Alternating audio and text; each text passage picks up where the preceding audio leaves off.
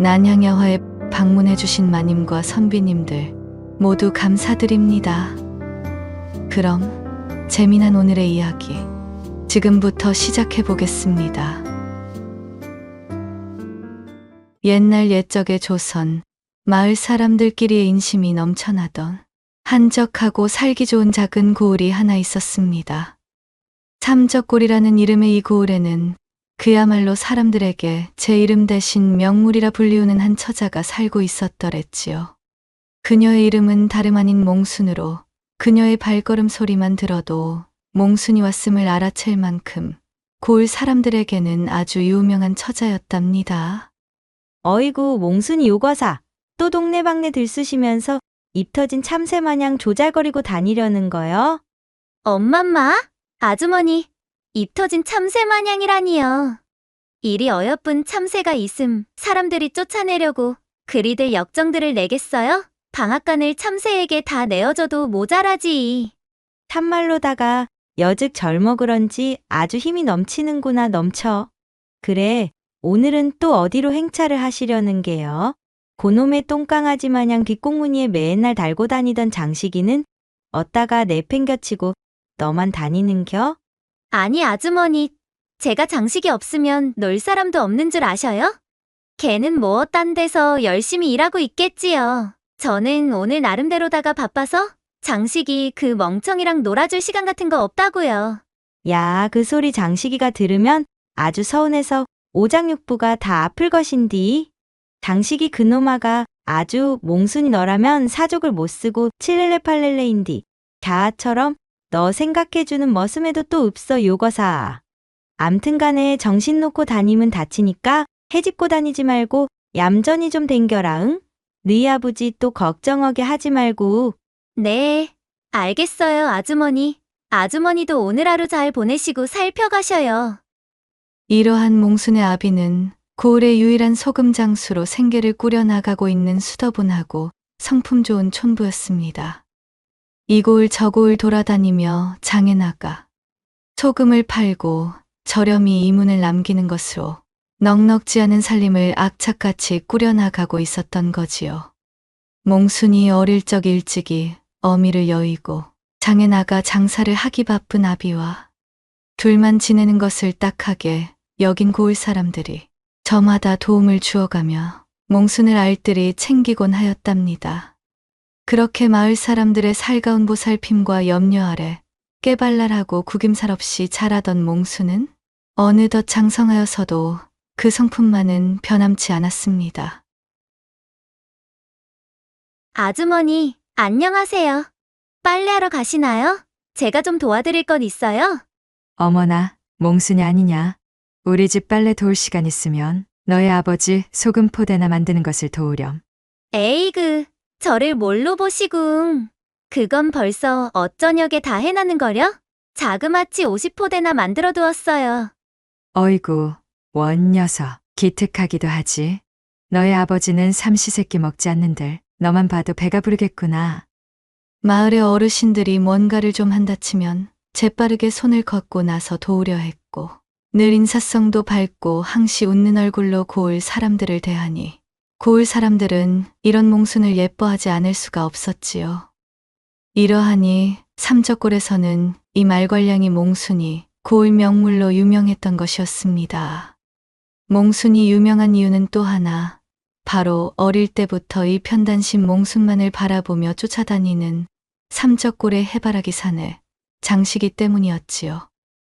장식은 몽순에 대한 일이라면 두 발 벗고 나서기로 이름 높아 사람들은 장식이 과연 언제쯤 몽순에게 장가를 들 것인가 하는 것으로 서로들 내기까지 벌이곤 하였답니다. 오죽했으면 기골이 장대하고 많이 먹으라는 뜻으로 지어준 이름인 장식을 그저 몽순이의 꽁무니 뒤에 붙어있는 장식쿰이라며 놀려댈 지경이었지요. 반면 몽순은 어릴 때만 하더라도 투박하고 멋대가리 없는 장식이에게 콧방귀만 끼고 본체만 체하였으나 언젠가의 여름날 세차게 내리치던 폭우로 빨래터의 냇가가 삽시간에 불어버리는 바람에 불이 나게 집으로 향하던 몽순이 그만 돌부리에 발이 걸려 물에 휩쓸리고 말았답니다. 흐어! 영향력 누구 없어요? 꼼짝없이 큰일 났구나 싶어 이제는 모든 것이 끝났다 여겨 포기할 때쯤 몽순아, 조금만 버티거라.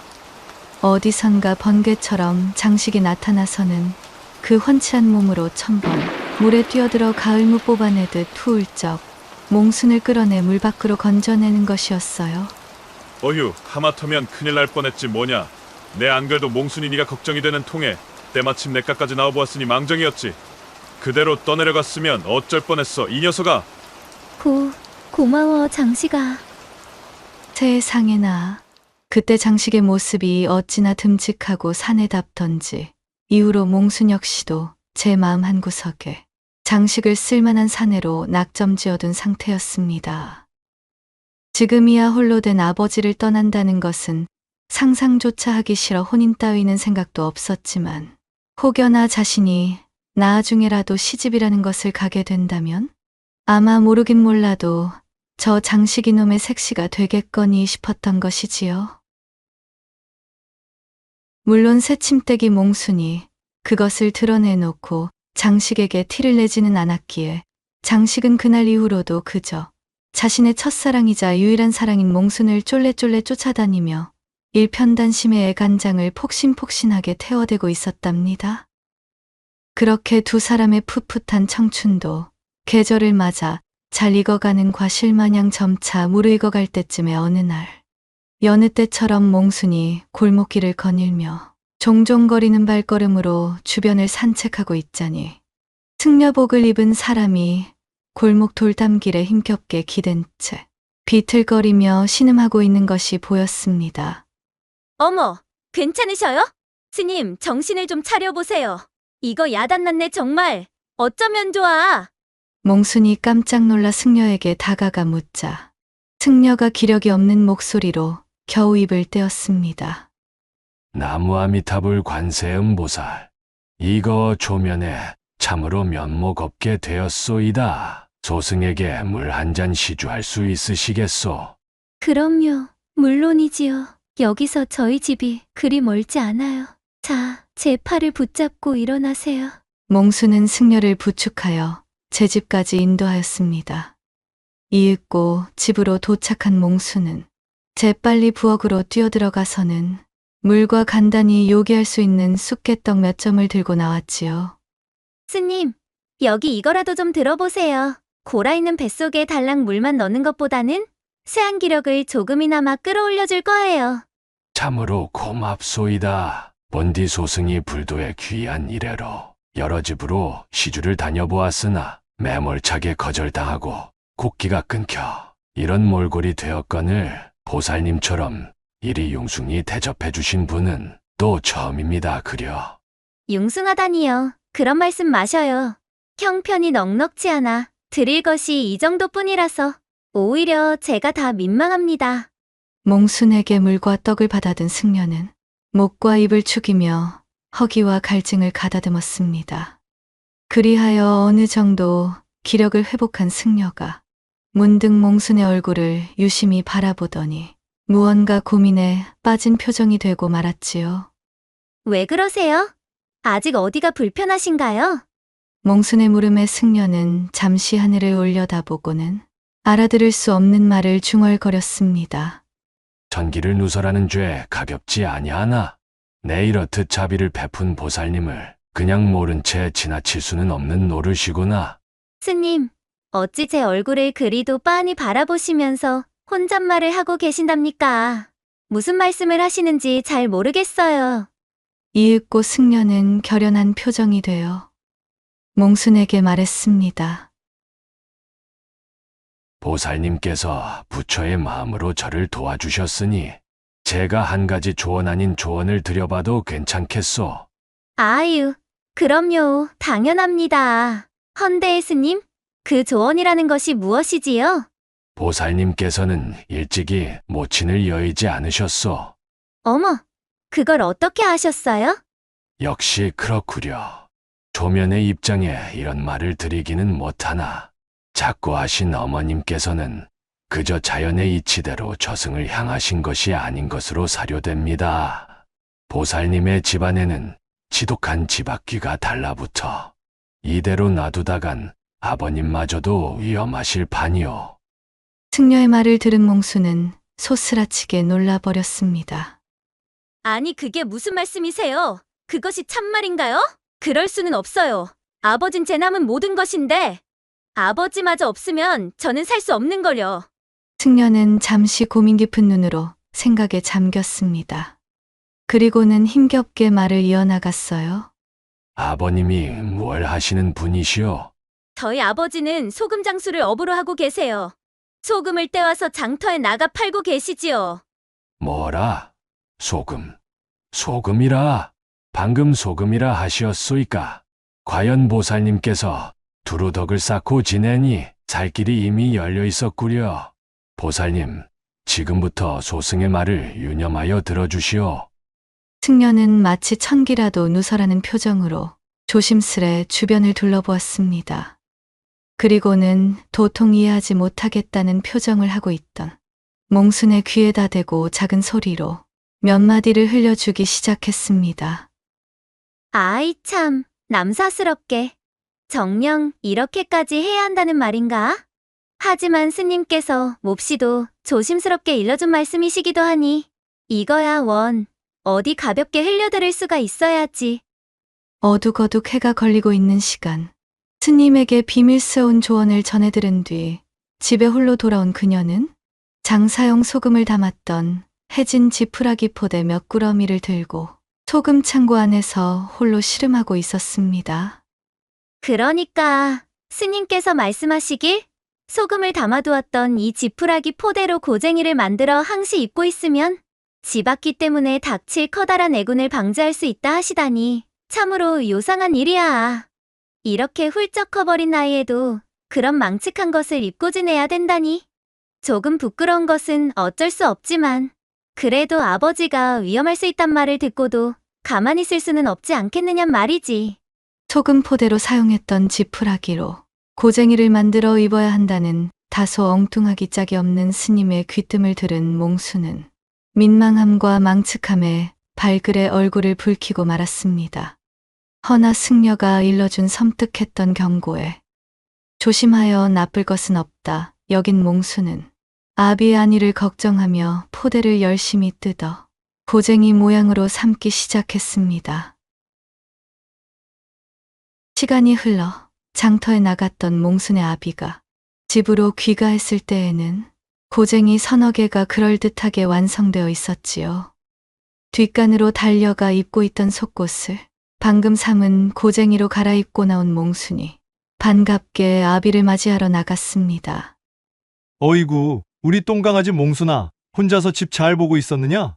아버지, 이제 오셨어요. 시장하시지요. 얼른 식사를. 으악! 아니 이 녀석아, 말하다 말고 갑자기 왜 그러느냐? 어디 불편하기라도 한 게야? 어흑, 마압소사. 아무것도 아니에요, 아버지. 생경하고 거친 지푸라기의 감촉이 몽순의 고간 사이를 파고들어 자극하자 얼굴을 발갛게 물들이고는 엉거주춤한 자세가 되고 말았어요. 원 녀석도 싱겁기는. 얼른 진지 차려올게요. 몽수는 홍당무가 된 얼굴로 어기적거리는 걸음을 하며 부엌으로 들어가 아비의 늦은 저녁 식사를 만들어 방으로 들였습니다. 식사를 마친 후 내일 장터에 내갈 소금을 정리하려던 아비에게 물이 든 그릇을 건네며 몽순이 말했습니다. 그나저나 아버지, 이쪽? 내일은 그냥 장에 나서지 마셔요. 잉, 그게 무슨 소리냐? 장엘 나서지 말라니? 아까부터 수은 엉거주춤 움직이지를 않나. 밑도 끝도 없이 요상한 소리를 늘어놓지를 않나. 오늘 어째 여러모로 너의 태도가 수상쩍구나. 아유, 그런 것이 아니에요. 내일 있잖아요. 비가 내릴 거란 말이에요. 애써 소금을 지고 나갔는데 몽땅 비를 맞아버리면 아까운 소금만 날리기 식상인데 장에 나가봐야 허사잖아요. 아니, 내가 그걸 어찌하느냐? 밤하늘이 이리도 청청하고 건조하거늘. 그냥 뭐랄까 기분으로 알 수 있게 되었어요. 아무튼 내일은 절대 장에 나서지 마시고 집에서 저와 소금 포대나 쑤어요. 아셨죠? 꼭이에요. 자라면서 생때 한 번을 쓴 적 없던 딸이 결연한 표정으로 자신을 만류하자 몽순의 아비는 어쩔 수 없이 그러마 대답하고는 잠자리에 들었습니다. 다음 날 아침, 마당에서 들리는 요란한 잡음에 눈을 뜬 몽순의 아비는 놀라움을 금치 못했습니다. 정말로 굵은 장대비가 마당을 적시며 흙탕물을 잔뜩 만들고 있었기 때문이었어요. 아니, 몽순이 유거사, 어쩜 이리도 신묘할 수가 있다는 말이야? 대체 비가 내릴 것을 어찌 안 것이냐? 내가 말리지 않았다면 새벽같이 소금을 쥐고 나가다가 귀한 소금을 싹 빗물에 적셔 몽땅 버릴 뻔하였구나. 아비의 말에 비몽사몽 눈을 비비던 몽순도 마당에 흙 뿌려지는 빗줄기를 보고는 어째 믿기지 않는다는 얼굴이 되었습니다. 참말로 비가 오다니 그저 그런 느낌이 들었을 뿐이었는데 말이야. 어쨌든 잘 되었지 뭔가요. 하마터면 아버지? 옴팡지게 고생만 볼 뻔했어요. 이참에 우리 오늘은 쉬는 김에 소금 포대나 잔뜩 만들어두면 되겠네요. 몽수는 몹시도 신기한 기분이 되었지만 어쨌든 아비가 애꿎은 고생을 하지 않아도 되었다는 사실에 방실흡족한 미소를 지어 보였어요. 이복에 소식 들었는가? 아, 왜 아니겠나? 엊그제 하늘에서 비가 애지간히도 내렸어야지. 참으로 딱하게 되었지 뭔가. 아저씨들 안녕하세요. 무슨 이야기들 나누고 계세요? 산책을 나가던 몽순이 길목에 모여 웅성대고 있던 동네 이웃들에게 반갑게 인사를 건넸습니다. 그래, 몽순이구나. 어제 아버지는 장터에 나가지 않으셨다지? 네, 안 그래도 있죠? 어쩐지 비가 올 것만 같아서요. 제가 집에 있으라 때를 써서 나가지 않으셨지요. 어이구, 그거 정말 다행이구나. 장터에 나섰다면 큰 화를 입을 뻔하셨지 뭐냐. 네? 큰 화라니 그게 무슨 말씀이셔요? 엊그제 억수같이 쏟아진 비 때문에 하천의 물이 순식간에 불어버려서 장터로 가는 길목에 있던 다리를 덮쳤지 뭐냐. 건넜고 우리 김씨가 다리를 건너다가 그만 급류에 휩쓸리고 말았다는구나. 너희 아비를 네가 말리지 않았으면 같은 꼴을 당할 뻔하였어. 이 얼마나 다행이냐 그래? 이웃들의 말을 들은 몽수는 순간 뇌리에 번개가 스치고 지나가는 기분이 들었습니다. 일전의 승려가 자신에게 일러주었던 말의 속뜻을 그제야 깨닫게 된 것이지요. 세상에, 이럴 수가. 저 정말 지푸라기 속옷을 입고 있었더니 화를 면했잖아. 스님이 해주신 귀뜸이 참말이었어. 그날 이후로 몽수는 자나깨나 소금포대 고쟁이를 입고 다니며 절대로 벗지 않게 되었습니다. 몽순이 소금포대 고쟁이와 한 몸처럼 지내자 신비한 일들은 거기에서 그치지 않았습니다. 고울에 모진 가뭄이 들어 극심하던 어느 날이었지요. 생글거리는 얼굴의 몽순이 타작 준비로 여념없던 이웃집 담벼락 너머로 고개를 쏙 내밀며 말했습니다. 아저씨, 타작 준비하셔요? 어이구, 몽순이 왔느냐? 그래, 후딱후딱 해두어야 하는 것이 바로 이 농산일이란다. 그나저나 요 말괄량이 녀석, 오늘도 아침부터 어디 그리 바삐 싸돌아다니는 게야? 아버지는 장에 소금 팔러 가셨니? 아니에요. 오늘은 소금 시세를 알아보러 포구에 나가 계신걸요. 그런데 아저씨, 오늘은 타작하지 말아요. 곧 비가 올 것 같아요. 몽순의 밑도 끝도 없는 이야기에 이웃 아저씨는 눈을 끔뻑거리며 말했습니다. 몽순이 이 녀석아, 천지신명 말씀이라도 듣고 온 거냐? 이리도 모지러 터진 가뭄에 대관절비는 무슨 놈의 비란 말이니? 그치만 그런 건 그냥 알 수 있는 거예요. 그러니 아저씨, 지금이라도 흩어둔 나달들을 얼른 주워서 광안으로 들여놓으셔요. 원 싱거운 녀석도 다 보겠구나. 너희 아비가 명색이 소금장수인데 사람이 그렇게 싱거우면 못 쓴단다. 자, 아저씨 바쁘니까 쓸데없는 소리 그만하고 얼른 나가서 놀거라. 대수롭지 않게 몽순을 물린 이웃집 아저씨는 분주히 타작 준비를 하며 나락이삭들을 마당에 널기 시작했습니다. 그런데 어쩜 이게 무슨 일인가요? 채 점심이 되기도 전에 낭패가 닥쳤지요. 거짓말처럼 먹구름이 몰려오더니 이내 우레 같은 소나기를 퍼붓기 시작한 것이었습니다. 타작을 하려던 마당은 그야말로 불어난 물에 아수라장이 되고 말았고 물에 휩쓸려 떠내려간 나락이삭들로 골목길 또한 난장판이 되었어요. 그날 가뭄을 적셔준 소나기가 그친 후 몽순의 천기를 예보하는 기술을 눈앞에서 목격하고 호되게 당했던 이웃집 아저씨로 인하여 온 동네에 파다한 소문이 퍼져나가게 되었습니다. 몽순아 어떠냐? 나무를 하러 가야 하는데 오늘 비가 올 것 같으냐? 아니요, 가셔도 돼요, 아저씨. 오늘은 내내 맑을 예정이거든요. 아이고, 그러냐? 고맙다, 몽순아. 내 나무를 해다 장애에 내다 팔고 나면 보답으로 너에게 만나는 군것질거리라도 사다 주마. 이렇듯 나무꾼이며 집신장수며 우산장수며 할 것 없이 장사에 나가기 전 몽순의 집에 들러 그날 하늘에서 비가 떨어질지 아닐지를 물어보는 통에 용한 점집이 따로 없을 정도로 인산인해를 이루게 되었지요. 몽순의 천기예보 적중률은 놀라울 정도여서 그 소문은 곧 삼적골을 넘어 이웃골까지 퍼져나가게 되었습니다. 몇 해가 지나 몽순의 아비는 소금 장수를 그만두고 본격적으로 복채를 받으며 몽순의 천기예보 장사를 시작했습니다. 어느덧 살림이 불어나 허물어져가는 초가 대신 번듯한 기와집이 올라가게 되었지요. 형편이 나아지자 몽순은 지난날 자신의 집에 자리 잡고 있던 애군을 막아준 승려에 대한 감사를 잊지 않으며 절에 꼬박꼬박 풍족한 시주도 하고 있었지요. 하지만 자고로 좋은 일은 소문이 나면 날수록 의롭지 않은 자들에게까지 그 소식이 닿게 되는 법. 몽순에 대한 소문이 바람을 타고 너무 멀리까지 당도한 것일까요? 어느 날 인적 드문 야심한 밤, 수상한 사내 2명이 몽순의 집 담벼락에 숨어 무언가를 작당모의 중이었습니다. 그들의 손에는 튼실한 밧줄과 큼지막한 자루가 들려 있었지요.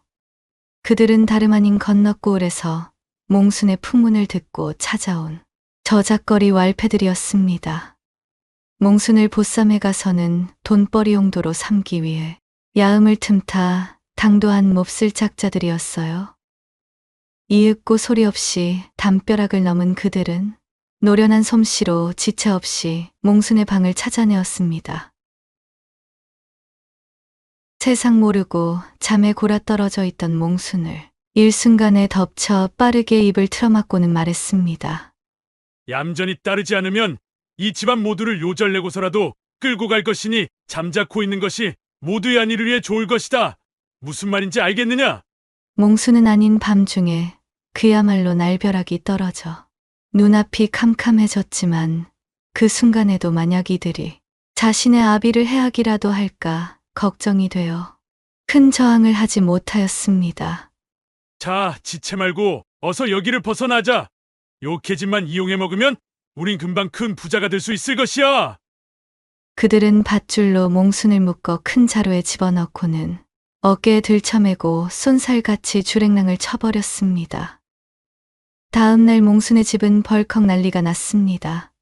하룻밤 사이에 딸이 없어진 것을 알게 된 몽순의 아비는 담벼락 아래로 무수히 남아있는 건장한 사내들의 발자국을 발견하고 필시 몽순에게 별고가 생겼음을 직감하였습니다.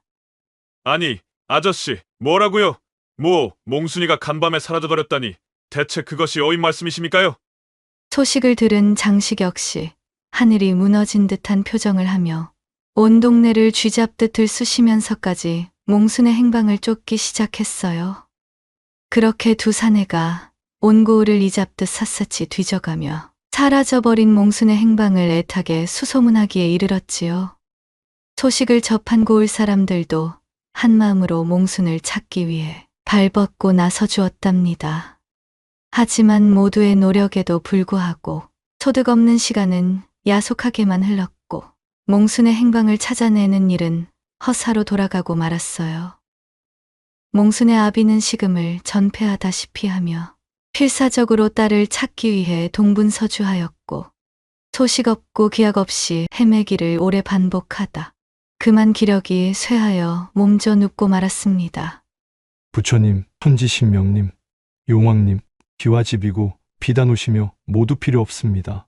제발 내 딸을 무사히 찾을 수 있도록 도와주십시오. 몽순이만 제 곁으로 돌아올 수 있다면 이 몸의 목숨이라도 내어놓겠습니다. 아저씨, 제가 반드시 몽순이를 찾아올 것이구만요. 허니, 아저씨도 몽순이를 찾을 때까지 이리 정신을 놓고 계시면 아니 될 말씀이구먼요. 그렇게 장식은 허물어져가는 몽순의 아비 곁을 지키며 그가 모든 것을 놓아버리지 않도록 물심양면 노력했고 그 덕분으로 몽순의 아비는 쇠약해진 몸으로도 밤마다 열의를 다해 치성을 들이며 자신의 딸을 다시 볼 수 있기를 기원했습니다. 몽순의 아비가 어느 정도 기력을 찾게 되자 장식은 지체 없이 단보찜을 꾸려 어깨에 둘러매고는 그 길로 몽순의 흔적을 쫓아 그녀를 찾아내기 위한 여정에 올랐지요. 하늘의 뜻이 닿게 된 것일까요? 그로부터 몇 달이 훌쩍 지나버린 어느 날이었습니다. 여보게, 몽순아범, 얼른 나와 보시게. 아니 글쎄, 자네 딸이 돌아왔다네. 몽순이가 살아 돌아왔어. 아니, 뭐가 어쩌고 어째? 몽순이가 돌아왔다고? 몽순의 아비가 대문 밖의 소리를 듣고는 병석에 누워있던 사람이라고는 믿을 수 없는 속도로 한달음의 방에서 뛰쳐나왔습니다.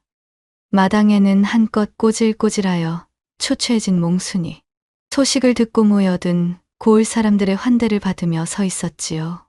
이거사, 몽순아, 정녕 몽순이가 맞느냐? 아버지, 두 사람은 누가 먼저랄 것도 없이 감격의 재회를 맛보며 얼싸안고 눈물을 터뜨렸습니다. 부처님, 천지신명님, 용왕님요. 참말로 감사합니다요. 이 은혜는 죽어서도 잊지 않겠습니다. 이거사, 대체 이것이 어찌 된 일인게냐? 그간 어디서 무얼하다 이런 꼴이 된 게야? 아비의 물음에 몽수는 그간의 일을 소상히 읊기 시작하였어요. 대강은 이러했습니다. 몽순을 보쌈에 갔던 왈패들은 밤사이 나루터를 이용하여 물을 건너 소식이 닿지 않는 고을까지 넘어갔었습니다. 그들은 몽순이 도망칠 것을 우려하여 그녀를 억압하는 대신 대접을 게을리하지 않았지요. 비단옷을 사다 입혀주었으며 또한 먹는 것과 지내는 것 역시 살뜰히 챙겨주었답니다. 천기의 지장사로 일정한 액수를 마련하며 무사히 아비의 품으로 돌려보내겠노라 약조까지 하였습니다. 허나 이것이 무슨 조화인지 그날부터 몽순의 천기의 지력은 일절 발동하지 않았습니다. 저작거리를 온통 돌아 잔뜩 홍보를 하며 손님들을 끌어모았지만 몽순의 신통력은 빛을 잃어버렸지요. 아니 이거 봐. 비가 오는지 안 오는지 알아낼 수 있다면서. 당신네 신통방통 무념알만 믿고 어마어마한 물량을 사들였는데 이거 비가 내리는 바람에 죄다 곰팡이가 쓸어서 쓰지도 못하게 생겼단 말이여. 이거 어떻게 책임질 거요? 당신네들이 가져간 내 돈 당장 내놓지 않으면 관아에 발고하여 치료곤을 놓게 만들 줄 알아. 오히려 손님들에게 받은 복채의 몇 곱절을 물어줘야 될 정도로 손해배상이 심해지자 이런 망할! 이거 완전 뜬 소문만 믿고 잘못 데려왔다가 돈방석은커녕 알거지가 될 판이잖아? 저 계집보다 차라리 내가 더 날씨를 맞힐 확률이 높으니 이게 어찌 된 것이냔 말이야 대체? 에이, 비단옷이며 음식이며 값비싼 걸로만 대접해 주었더니 완전 헛물만 켠 꼴이 되었지 뭐야? 왈패들은 결국 참다 못해 몽순을 거리로 내던지고는 떠나버렸습니다. 작디작은 시골 고을에서 살며 큰 도읍지에 나와 본 적이 없었던 몽순은 그야말로 미아신세가 되고 말았지요. 이대로라면 필시 나는 쫄쫄 굶어서든 다리가 퉁퉁 부어서든 고향 땅은 밟아보지도 못한 채로 객사하게 될 게야. 아, 아버지, 그리고 장씨가 일이 이리 될 줄 알았다면 아버지께 더욱 효도하고 장식이한테도 살갑게 잘 대해줄 것을. 장씨가 너는 지금쯤 어디서 무얼하고 있을까? 내가 없어진 것을 알고 나를 찾아 돌아다니고 있을까? 그렇게 눈물을 쏙 빼며 후회를 하고 있던 그 순간 몽수는 퍼뜩 한 가지 장식이 평소 입버릇처럼 말하던 이야기가 떠올랐습니다. 자, 몽순아, 내 말 똑똑히 들어두거라. 지금은 네가 우리 고을에서 너를 돌봐주는 사람들과 생활하기에 내 말이 공연한 잔소리로 들리겠지만 언젠가 네가 원치 않게 먼 곳에 나갈 일이 생기거나 또는 길을 잃었을 때 그럴 때를 대비해서 나와 약속을 해두는 것이야.